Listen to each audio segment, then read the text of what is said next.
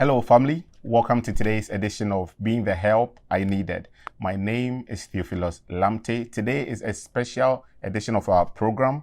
This is my testimony.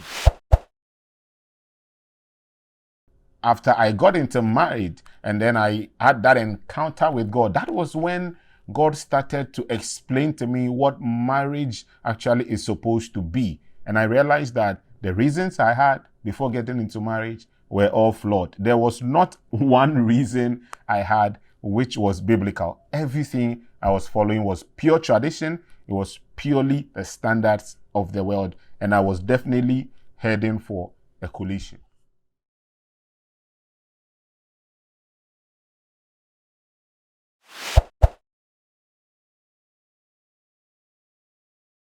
Like I was saying in last week's episode, the formula that the world has designed for us to follow, like I was saying, you get into school, get very good grades, get a job, settle down, make money, and then the next thing was to marry. That was the trajectory upon which I was living my life. So yes, I'd finished my master's degree, I'd gotten a job, and then marriage was next, and I married.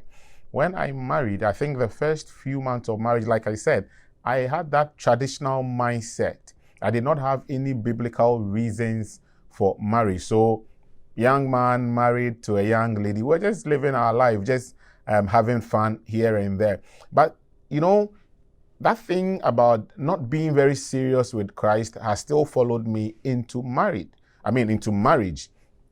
So I was married, and then I wasn't very particularly interested in some of the things, especially like the tithing, the seed sowing, and all of that. And at this time, I didn't speak in tongues. I didn't go for all night. I didn't go for midweek service. You know, I'd been running away from Bible studies all my life. So this was not the time when I even had all the liberty and control of my life to be wanting to do Bible studies and any of that. No, I wasn't really interested. So marriage also was one of the exit routes for me. I just wanted to leave the control of my parents. I just wanted to be free. I didn't want anybody to disturb my life. So like I said, it was not purposeful. It was just based on my emotions. I just wanted to marry and be free from these things. So no all night, no midweek service. It was only Sunday church service. And even the Sundays, I was always looking for an excuse not to attend church service. So if the sun is too hot, that is a very perfect excuse. What about when it's drizzling? Extremely perfect excuse not to go at all. So anything just to avoid going to church. And yes, still, anytime I was asked to fill a form or I had the opportunity to fill a form and I see religion, quickly I would choose Christianity. Little did I know that Christianity was more of a lifestyle than a badge that I had put on myself. And I know a lot of people out there can relate to what I'm talking about. Christianity for us today, it's more of a badge. We don't actually live it. But if we know where the title or the name Christianity came from, back in the days of the apostles, the people that called the people that were following Christ or the apostles Christians, they called them because they said they looked like Christ. They were living their life like Christ. That's why they call them Christians. So Christian simply means like Christ. But there was nothing about me that looked like Christ. It was a badge I had put upon myself. And I just want to beseech any of you that is listening to me today that can share in whatever I am saying today, that Christianity is a badge for you. There is something seriously missing. Christianity is a lifestyle. When people see you, they must see God, because Christianity means we have become witnesses of Jesus Christ to the world. Nobody will see God. When they see you, they must see God. And that was what I had missed all my years. So probably 27, 28 years of my life, I was just wearing a badge which was labeled Christian, but I did not know God. I was not living the Christian life. I didn't pay my tithe because I had become bitter at some point. And would you blame me? No, it was because of the things that were happening. I was seeing a lot of pastors who were lavishing wealth and all of that, and people in their churches were suffering. I see people coming to church, and there was a lot of struggles with them. But then all the pastors were showing us on social media and their likes was about their cars and their houses. So I had become very bitter about pastors. I didn't want to do anything. I didn't want to have anything to do with pastors. And if I had to rate the people I hated most in the world, anything that has got to do with the title pastor, I didn't want to have anything to do with it. And that was what the devil took advantage of. So somebody can do something wrong and the devil will take advantage of it and rob you of what you are supposed to do, which is godly. So I wasn't paying my tithe, and I gave the reason that instead of me giving my money to a pastor to go and live a very lavish life, I'd rather use it to help people on the streets who need help. But you see, there is a blessing that comes with tithing. There is a blessing that comes with helping the poor and the needy. Whichever one you miss, there is consequences that are supposed to come out of that. So the fact that somebody is doing something wrong doesn't mean that you should also follow that to take a wrong decision. But the interesting thing is that I was married to a woman who was spiritual, relatively spiritual than I was. So she was filled with the Holy Spirit. She was speaking in tongues. She was used to all these conventions and youth meetings and camp meetings. I had never had anything of that sort. But she was very patient and understanding. So she did not push me or force me to, pay your tithe and let's go for all night. No. And I was that kind of person. Like I told you, growing up, I was a very calm, cool, and collected person. So I also was not very insistent on the fact that don't pay your tithe and don't do this. Whatever she wanted to do with her Christian life, it was okay with me. She was very religious with her tithing. She was, speaking in tongues and prayerful and all of that. And that was not a bother to me. As far as she's not going to stress me with it, I was okay. So that was the few months or few years.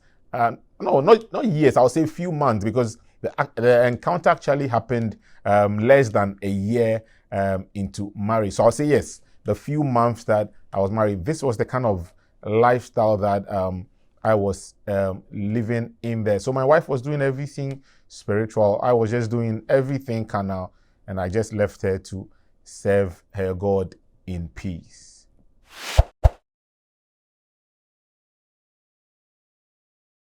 To center on the encounter bit, that's a little graphic, but I'll try as much as possible to be able to give enough details as I can. If you've been listening to what I've been talking about prior to this question, you realize that this is somebody who did not believe anything spiritual. So all what I've lived my life is just purely carnality. I didn't believe in tithing. I didn't believe in seed sowing. I didn't believe in speaking in tongues. I at a point felt that people were being taught how to pray in tongues. Because there was a lot of rumors going on that people are gathered in rooms and they are taught how to speak in tongues. So I had a very bad perception about it. I didn't want to hear anything about it. So if you speak in tongues, I'm like, oh, one of those people. So I didn't believe in tongues. I didn't believe in laying on of hands. I didn't believe that people could fall under the power, because I've heard so much negativity that people are pushed to fall down just so that the pastors will make a name for themselves and all of that. And this was the kind of life I was operating with. So anybody I see, any pastor I see demonstrating any of these things, like the power ministry, then I'm a little like, I need to take my time and study this guy properly. He's fake. He's fake. Not even getting to know them. So I think fortunately, a few months into marriage, we had opportunity to travel to Europe because of work stuff. So we had to stay in Europe to work for a bit. And he will be amazed, like Europe where the devil has a seat, that is where I had my encounter. I've lived in Ghana for probably close to 27, 28 years, as at before the encounter. And churches are all over the place. Everywhere you go is this church or that church. But in Europe, where churches were very scarce and people were not really focused on the things of God, was where I had my encounter, where I had an encounter with God. And this happened probably 7-8 months into our marriage. And like I said, the marriage before the encounter has just been serve your God in peace. I served my God in peace, and everything was okay. But there was something that was happening. I was making so much money working, and my confidence had, in a very subtle way, slipped into the materials and the money that I was making.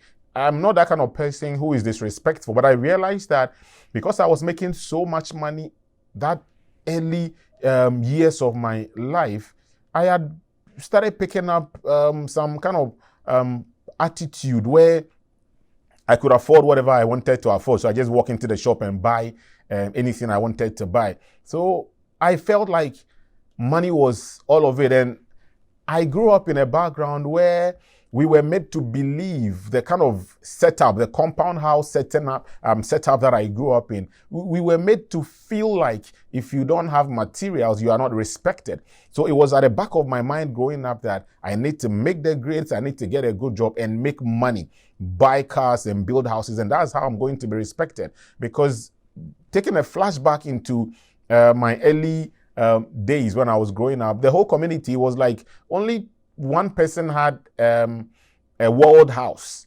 And sometimes you have to queue just to be able to get in to watch television. The whole community was just one person who had like a computer game. And if you don't even have a TV. So to get to a place where they have a computer game, and they will come outside when you press the bell. They will make sure that your feet are not dirty. If it's dirty, you would wash your feet.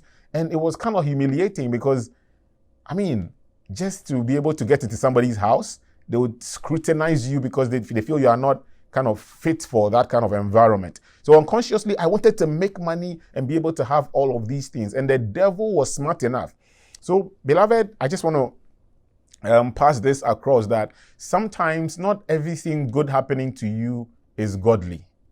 Why am I saying that? It was a very good thing to be able to get a good job after school and make a lot of money. But I can guarantee you that that was what put me on the highway to my own destruction. Because the more money I was making, the more arrogant I was also developing. And Bible says that if you exalt yourself, God will humble you. But if you humble yourself, God will exalt you. So I was already beginning to sign up for a battle with God. And obviously, I cannot succeed. So God, having a purpose for my life, contrary to all the things I was doing, was finding ways and means to navigate me to this assignment. So I got to Europe with my wife, and all the money and all the hard work that we've made before the travel, we invested it into the company where I was working. Yet at the time, I was a manager for an investment company. We had a branch of the business, and I was managing that side of the business. So we had to travel, and everything we've worked for, all the money myself and my wife we had, we just left it in that company. And I was like, oh, I'm going to cash out in a few months and just want to tour the world and just do business, because I've always been a lover of business. But God had his own plans. So we get to Europe. We arrived in Europe 2 months or so. We started hearing a lot of rumors about the company going through issues here and there with investment payments.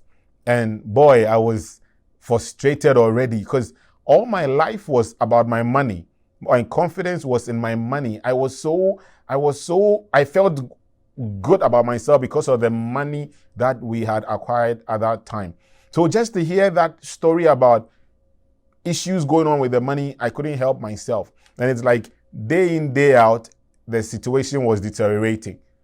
And the little monies we had on ourselves, we used it to also help other people with the promise that the company was just going through a little shake here and there. It was going to get back on its feet. So we were trying to also support so that, I mean, at the end of the day, I used to work there and I knew that everything was okay. So the little money we had, we used it to settle a few friends, just so that when the company gets back on its feet, we will be settled what we used to settle the friends, plus our original investment. Lo and behold, it was heading towards a sinking dive. It kept diving deep, and then the company eventually collapsed. And that was the beginning of misery for me. I was devastated. I was frustrated. I'm sure most people don't know this part of my life, but at a point in time, it looked as if it was not even worth living anymore, because all I was living for was money. And if the money is gone, what am I supposed to do? So my wife will go to work, she will come back home, and I will be frustrated, quiet, not know what to do with myself. And she will just keep calming me down. Relax, everything will be okay. Relax, everything will be okay. And one thing she kept saying that I remember even up to today is, she's like, I know you can't kill anybody. So if you even return back to Ghana to go and pursue your money, you can do nothing. You can't beat anybody. If the money is being paid, you would hear, because there are a lot of people that are involved. So for those of you that come from Ghana, you remember some years ago, there was this time when all the investment companies and microfinance and all of that were going through some turbulent moments. Those were the times that that thing happened to me. So fast forward, we had lost everything. My wife and I, everything that we've saved, we've lost it. And I was not even allowed to work in the country that we found ourselves based on some agreements here and there. So I had to be home. My wife was the only one working. All the money that we had saved was also gone down the drain. What are you going to do? Married to a woman who is the only child of their parents. You have been married for less than a year. You are quitting your job. Your parents and everybody else is saying, don't quit your job. And you say, no, you want to quit your job and you want to move with your wife. So it's like the tides were against us. Everything we were doing, people were just like, don't do it like this. Don't do it like this. And we were very insistent that, no, we wanted to do it this particular way. So now that the money bit is gone, it looks as if we told you so and you didn't listen. And I just couldn't deal with all of these. What are my parents going to say? What will my sisters say? What will my wife's mom say? It's like everybody was warning us against quitting the job, and I was just adamant to all of those voices. So that was a very, very traumatic and terrible moment for me. At a point, it was like, you know what, just end it. And I don't even think I know how to end it, but it was something that kind of flashed in my mind. It was really, really painful. You don't know what to do, but thank God for my wife. And just to chip this in, that is why it is good to marry somebody who knows the Lord. Because had my wife also not been grounded in the things of God, I'm sure she would have stressed me out some more, because I just needed a little push to go off the cliff. But whatever she was doing was that she was rather tying ropes around my feet and my hand and was pulling me back from jumping off the cliff. Because I needed something to just spark me and say, yes, you caused it. Because I was the risk taker. My wife is the very risk averse, very careful. But no, I want to jump off the helicopter without looking for my parachute. When I'm mid-air, then I'll be looking for my parachute. If I find it, fine. If I don't find it and I land and I'm alive, then I become a Superman. But if I don't find the parachute and I don't land well too, then I lose my 2 feet. That is the kind of person that I am. So I was expecting, probably as the norm would be, that my wife would come bashing me and saying all sort of things like, I warned you, why should you have to get yourself in this investment? And I told you to wait. And she said nothing of that sort. All she kept saying is that we'll be okay, don't worry, take it easy, God is in control. And in my mind, I'm like, which God is in control? If God is in control, would he allow a thing like this to happen to me? I didn't know that all of this was part of God's plan. And like you see, one thing I've learned in all of these things is that whatever has a control over you, or whatever determines the movement of your life, God will have to first destroy it so that you would pay attention to him. So as far as my money was involved, I will never pay attention to God, because there's been several instances where it's like a pastor will tell me, you will do the work of God, and I will rebuke it in my mind. It even happened on my wedding day. My sister, the one I come after, came to my wedding with a pastor friend. And the moment the pastor saw us, he started prophesying to me. I didn't even believe in prophecies. It's like, you will do the work of God. God will use you to do this and that and that. In my mind, I'm like, you don't know who you're talking to. I love money than any other person you can think of in this world. So probably it's one of those people just trying to say something for money, and I disregarded it. So we are in Europe now. The money is gone. Everything is just in a downward dive. I'm frustrated. My wife is calming me down. I lost my confidence. I felt it wasn't worth it. Going on with life anymore. And this strange thing happened. I was at home one day, and my wife had gone to work, and I heard a voice. Anytime I talk about these things, I begin to feel goosebumps, as if it's like I can relive the moment all over again. I heard a voice, very audible. It's like I could feel a presence in my room. And this is the same person who did not believe any of these things. So it means that if you have an encounter, you would know. Nobody must convince you. I was in the room, I felt a strong presence, and I heard the voice. Young man, as hardworking as you've been, all the effort you put into making money, all the hard work into making the business and everything work, what effort have you put into making it to heaven? And for a second, I just froze. It's like there was something happening. I turned left, I turned right, I couldn't see anybody. And I knew my wife had gone to work. If my wife was at home, the first thought that would come into my mind is my wife is just playing a prank on me. But God, knowing the way I was, He allowed me to be at home alone. And the question was just there. If you die now, where are you going? I didn't need to answer that question because the answer was very clear. I was going to hell straight. And I was scared. Like I was just wondering. I was thinking, what is this? What is going on? Nobody told me that was God. I knew it. But beloved, if you ask me how I knew it, I don't know. But I knew it was God talking to me. And my mind started to think. I started to wonder.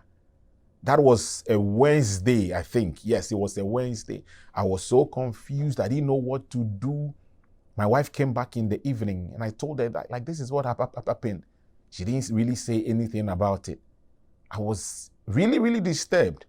That night, I was going to sleep, and I was scared that if I closed my eyes, that would be the end of me, and I was going to hell. I struggled to sleep.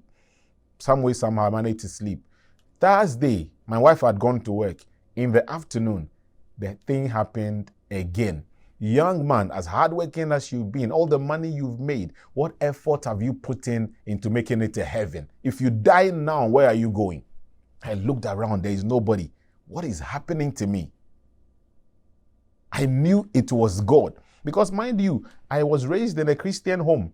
Although it was like a religion, a traditional setup where I go to church on Sunday, I knew there was God. But I knew I did not have any relationship with God. I was just wearing the badge of a believer, and that was it. So I didn't deny the fact that there was God, but I didn't know Him. I didn't have any connection with Him whatsoever. I was scared again. I didn't know what to do with my life that night, but I told my wife, and she's like, "Oh, really? This is strange. Okay, everything will be okay." Friday, she had gone to work again. I was there. The voice came again. And this time around, everything changed. He said, "Young man, leave the world and come to me. If you seek after me, you would find my glory." And I was like, okay. At that time, I didn't have any options. My money was gone. My money was all my confidence, and my money was gone. So, yes, I'm a believer. I know God. I'm a believer. I know God. So maybe I should give it a try and see. So I said, okay, what are the things that I'm not doing? Because I know I don't have a connection with God. So let me have something to do with God. So that was when I decided to start all night for the first time in my life. Started to do midweek service for the first time in my life. Started to get active in church for the first time in my life. And the change was so vivid that my wife knew something had happened to me. I didn't even have to explain the details of what happened, because immediately after that time, I started paying my tithe. Up to today, my wife doesn't know how our tithes are paid, because it became my duty. So right after that encounter, God started to teach me a whole lot of things. The things that I didn't understand, I didn't believe. Everything started to change in my life. So I started to attend church. And one thing that happened, and I think I wanted to just put this across. We went to church, and then I remember that message till today. You will not believe the message the pastor preached was about rapture. I had heard rapture a lot of times, but that message stuck with me even till today. There was something the pastor said. He said, when Jesus shows up in the clouds, Bible said we will be caught up with him into the clouds. And he explained this using the principle of magnetism. He said that a magnet will only attract materials that have magnetic properties in it. So it's not about the proximity, it's whether you have the properties of the magnet in it, then you will be caught up. So he said, if you don't have the elements of Jesus Christ in you, when he shows up in the clouds, you will not be caught up. And that is what the rapture means. And the thing frightened me. This is me that I had this episode in my house a few days or weeks ago. And God was telling me to leave the world and come to him. I have started going to church, and the pastor preaches this rapture message, and it kind of worsened my situation. So I decided to actually give my life to Christ. And that was when I became born again. So me being born again happened in marriage, just a few months before I was a year into marriage. And that was when everything turned around for me. I had lost all my money. Every confidence I had was gone. But something about God was fired into my spirit. God had to explain to me through a dream what speaking in tongues meant and the potency of speaking in tongues. And thank God for the man of God that God took us to. So when we went to Europe, the pastor that I said preached about that rapture message that I remember even till today. His name is Reverend Kweku Ajiman. He's the leader and founder of Faith Foundation Ministries in Brussels. He was the one that God took me to. And you see the way God works. The moment God started to speak to my heart, God was also speaking to his heart. So we went to church, and he called us one day and he told us, I was praying and God spoke to me, and God told me that whenever I'm doing anything that has got to do with church, I should carry you along. I should pull you along in the ministry. And my usual self, I didn't believe it, because, that was my nature. I didn't believe it. But then God had to kind of add a little bit of weight to it for me to be convinced. I go home, I had a dream, and in the dream I saw Pastor Kweku Ajiman going somewhere, and he called me to follow him, and I followed him. And then he looked as if he went to do a deliverance session. And at a point he was tired, and we were all tired. I was just looking at him, and then I just saw a sword come into his hand with flaming fire on it. And then some energy entered him again. He got up, and then he started to slash all these demonic figures that were over there. So God told me that the Pastor Ajiman telling me to go with him or move with him whenever he was going to do church stuff, he actually sent him. And that dream was a confirmation. When he called me, my spirit was also connected. I did not refuse it, but I followed him. And when his strength was finished, I saw the power of God come upon him, and God used him mightily. And that was where I started from. So my journey, getting to study about God and getting to appreciate God more, actually started from me hanging around Pastor Kweku Ajiman. He developed so much interest in me. He would tell me, "Nee, come to church at this time, I am there." That was when I realized that the Bible is a spirit, because it is not about education. Because he literally started to teach me the Bible. Prior to that, I was reading the Bible, but it was like literature to me. So I understood that reading the Bible without the spirit bit of it is just literature or psychology, and any other person could read it. But if you can extract the spirit bit of the Bible, then it begins to make sense. So he started to teach me, when you are reading the Bible, look out for the who, the where, the how, when. Why? All the questions. And then that is how it begins to fit together. He will call me. He said, Nee, follow me. We will go to Germany. We will go to Holland. We will go to Ghana. Ghana, we will roam. We will go to Doma, Hinkro. We will go to Senyane, all because of church activities.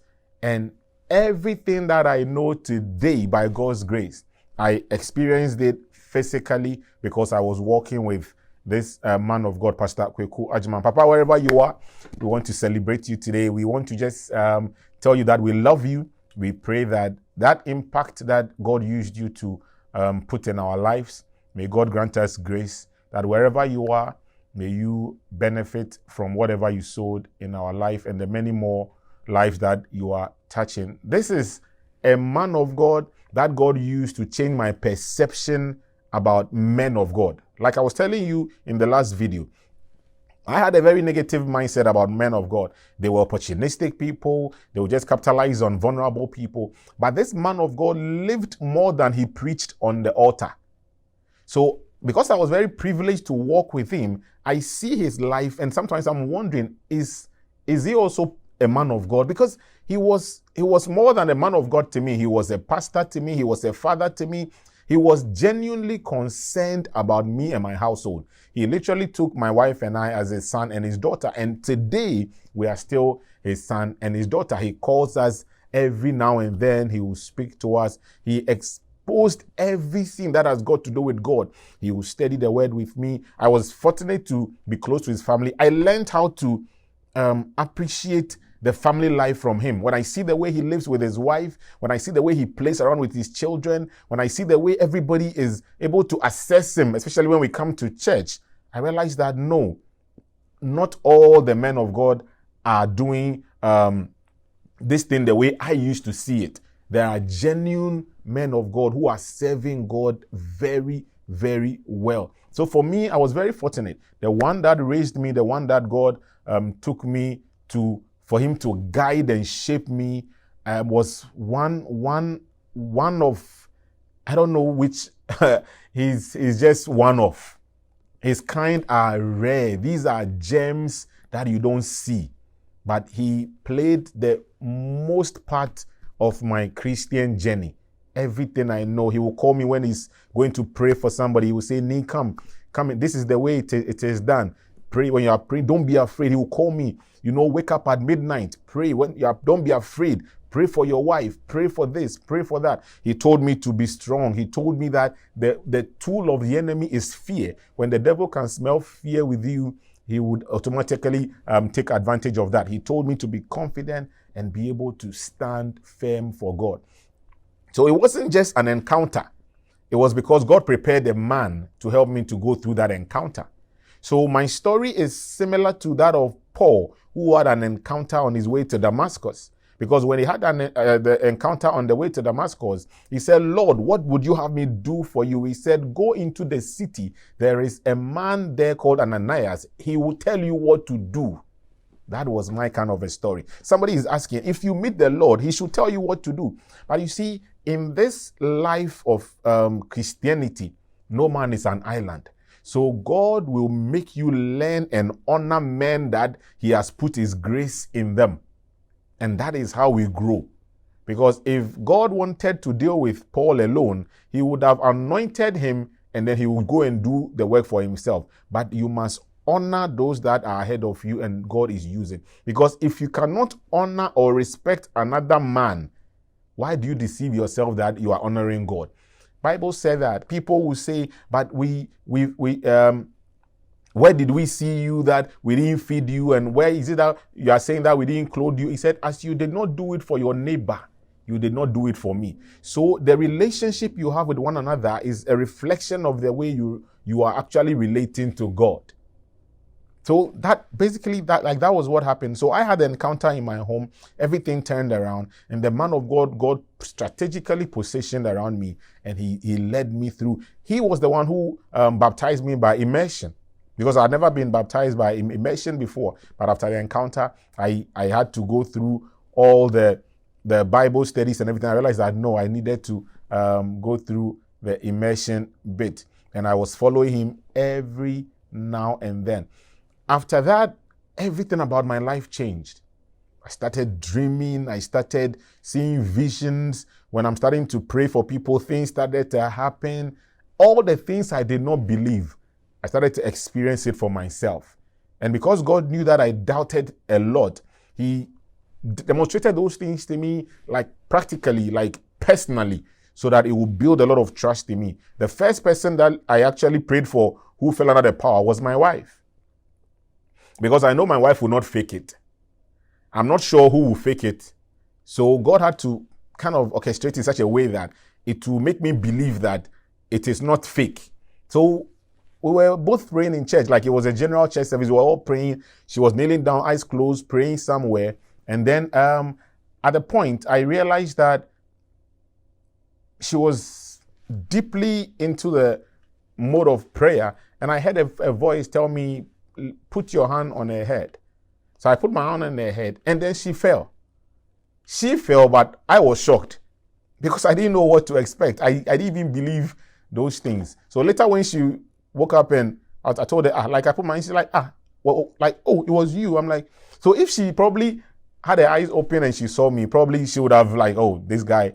But that was how God actually taught me that the laying on of hands is not fake. People are not being pushed, because it literally happened to me. And I started to have visions. I started to dream. Some fire was sparking me. I wanted to know more about God. By God's grace, I received the baptism of the Holy Ghost. I was able to, so then from that time, basically everything about my life was church and moving around with my pastor and Bible studies here, midnight prayer here and there. And this is how far the Lord has brought me. So God had to damage that confidence I had in the materials and then make me to trust Him. And I have been seeking Him ever since that time. And I'm seeing His glory from one level to the other. And it's just been amazing. The hallmark of all of these is that great peace it comes with. When you find your purpose here on earth, as God has designed for you, it comes with a quantum of peace. You don't struggle to make things happen at all. And everything that you do, you see that God backs you with favor. Wherever there is a vision, there is provision that comes with it. There were a lot of things that I was doing ignorantly. I did not understand, and it took the divine intervention of God. So I tell people that, you know what? God loves me than any other person in the world. And I mean, believing is a choice. I choose to believe that. If you believe that as well, that is fine.